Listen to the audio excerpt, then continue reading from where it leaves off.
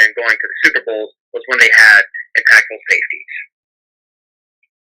Now, we're going to shift to the 2017 draft. I know I didn't really talk about this topic with you, but I think that you could probably answer this a little bit right here. So, in that 2017 draft, I felt the Cleveland Browns should have taken Deshaun Watson number 1 overall. Now, looking back, you probably take Patrick Mahomes number 1 overall. I know that Myles Garrett is great, but I said, nope, Deshaun Watson, he's that guy. And obviously, you probably would like to have Patrick Mahomes over Watson. I know that the gap's not as wide as in my opinion, the gap's not that wide. I think Deshaun Watson is an elite quarterback. Mahomes is the best player in football, but, I think that Watson's kind of been held back by his organization a little bit. Either way, I think when you look back, Cleveland kind of got it wrong.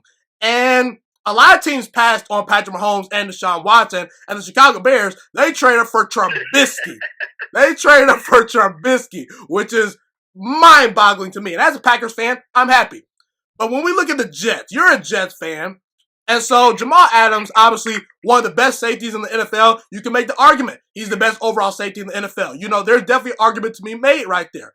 He's lived up to the 6th overall pick, but he's a safety. So when I look back, I look at the Jets and I think, why didn't you take Deshaun Watson? And I didn't think that Mahomes would become this great, but I saw a guy that was at least going to be a legit quarterback. I thought that he was a franchise quarterback. I expected him to be a little more turnover prone when he was, once he got his feet wet in the NFL, but he's honestly become sort of like Aaron Rodgers, where he can bomb the ball down the field and he takes care of the football too. So looking back, at the time, did you think Jamal Adams was the right pick? And looking back right now, obviously you probably would think that Deshaun Watson would be your guy. So, did you want Jamal Adams when he was on the board at the time? What were your thoughts on that? So I really thought Jamal Adams was the second best safety or second best player in the draft that year. It was Myles Garrett and Jamal Adams, in my opinion, were the top two. Solomon Thomas was kind of up there. He's kind of busted. Corey Davis was a very interesting prospect. And so when he fell to 6, I was in Philadelphia for the draft that year. I remember that. I have some family that lives out there, so we went there for one of my really good friend's birthdays. He's not really family, but we consider them family. For one of his birthdays, we went out there. We went to the draft, and I remember Jamal Adams was still on the board at 6. I thought the Titans were going to take him. I was starting to become a little bummed about it. And then they took Corey Davis. I'm like, Jamal Adams is still on the board. Let's go. And then we took him, and I jumped. I cheered. It was really exciting because I saw his college tape, and I saw the impact he had and the type of player he was, and I just loved it. Now, looking back, Deshaun Watson might have been a better player. Deshaun Watson was my number 1 quarterback in that draft. He played in the same conference as Mitchell Trubisky. They both play in the ACC. They play the same opponents, and Deshaun Watson made it to, he won a national championship, but yet Mitchell Trubisky still went before him. Mind boggles me. But I remember watching that national championship game against Clemson, and I was watching it, and I realized this guy was legit.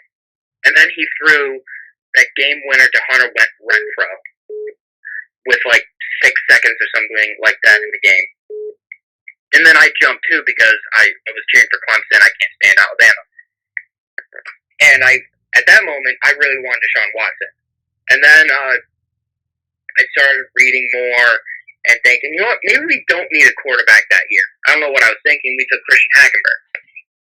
But at the time, I absolutely loved Jamal Adams' pick. I still do, even though all this crap that's going on right now with Jamal Adams, if that gets figured out, I'll love the pick even more. But like you said, in hindsight, I'm sure we would have rather Deshaun Watson or Patrick Mahomes. I wasn't that high on Patrick Mahomes. I don't remember why, but I do remember thinking, I think it was the whole Big 12 mantra. Like, Big 12 quarterbacks were not seen very well as quarterback prospects. And that was like when he was, I believe, one of the first quarterback prospects to come out of the Big 12 and really show like, oh wow, we should probably start watching these quarterbacks and thinking them as future franchise quarterbacks better. Yeah. I thought that Mahomes had some things to work on. I thought that Kansas City was the perfect fit, and well, look, it's the perfect fit. Perfect fit, I should say. Now, in hindsight, yes, you probably would look to get Deshaun Watson, but at the same time, you guys drafted a quarterback it was the Baker Mayfield draft 2018? Yeah, 2018. Yes. So yeah. I mean, when you look back on things, you probably would like to have Watson because Watson's a better player than Baker, Rosen. I think he's actually better than Lamar Jackson, not by a lot, but just a little bit. So Watson was an even better quarterback than all the quarterbacks taken the year after him. So, I mean, you probably would look to go get him, but at the same time, you would hope that, okay, we got Jamal Adams, franchise changer for our defense. You know, Baker or Darnold can be the franchise changer for our offense next year. So, it's kind of unfortunate. You know, I kind of like to do these throwbacks and say, hey, who should we have drafted? But in hindsight, I would have taken Deshaun Watson if I was a Jets fan. I know Jamal Adams is great. And right now, he's kind of proved me right because of this whole trade situation. I didn't expect that to happen. Yeah, go ahead. No, I was just agreeing with you. Yeah. So, fortunately, Jets missed out on Watson. Hopefully, Darnold pans out. Only time will tell, though, I should say. Let's get to the Jets for... Yeah, absolutely. Thank you so much for watching this video today. Please also note that the Juice Alert Sports Podcast is not just a YouTube channel. It is available on all podcasting platforms, including Spotify, Google Podcasts, iTunes, and Apple Podcasts. Also, if you enjoyed this video, be sure to like, comment, subscribe, and share this content with all your friends. This podcast is my favorite thing in the entire world right now. It is my passion. And I want more people to listen to this podcast. I really want this podcast to grow.